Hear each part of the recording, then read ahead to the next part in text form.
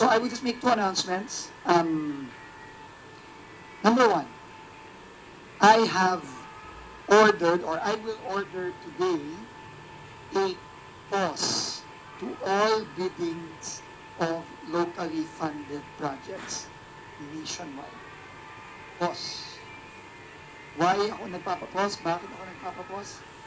Kasi kailangan muna namin i-review at aralin based on the President's directive to clean house. Okay? So, the President does not want any more money of the government, of the DPWH, thrown sa ilog. Sabi nga niya, use his own words. Ayaw na niyang matapon na naman sa ilog ang mga pera at ang mga proyekto ng taong bayan. Kaya, today, I will issue an order to pause all the ongoing bidding of the locally funded projects. Foreign assisted projects will continue. Kasi yon, kampante tayo na maayos yon dahil nakabantay ang ating mga advisors, ang ating mga foreign funders doon. Pero yung locally funded projects na binibid ng national, regional, district, pinapapos ko today. All infrastructure projects? All DPWH, locally funded projects.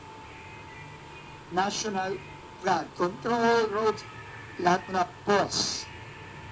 I'm giving our new team 2 weeks maximum. 2 weeks maximum para maglagay kami ng safeguards dito sa mga prosesong ito.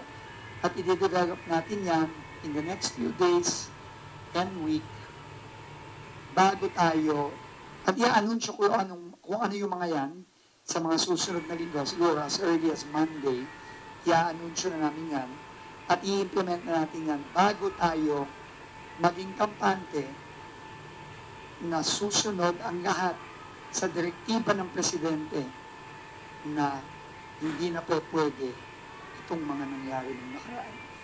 So, that's the first. I will announce what safeguards we are going to put in place. Monday or Tuesday. Okay? So, yun ang unang-unang mangyayari today.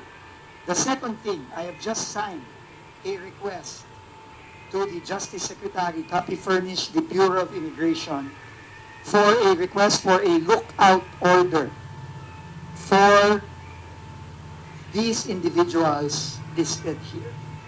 And I will enumerate.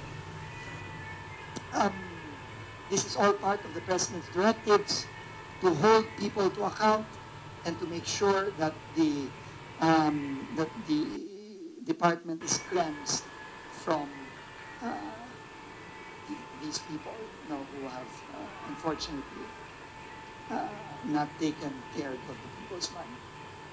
So, just want to make sure. We just want to make sure. Look out ito, request for lookout. Wala pa namang kaso, so walang basis for a departure order of any of that sort. But I think more than making sure that they don't leave the country and all that, I think what the President wants to send here, by the way, ito kasama ito sa mga direktiba ng ating Pangulo. What the President wants to send, wants to show here, he is sending a very clear and strong message to everyone that we are serious. We are serious about this. The President is serious. I am serious about this.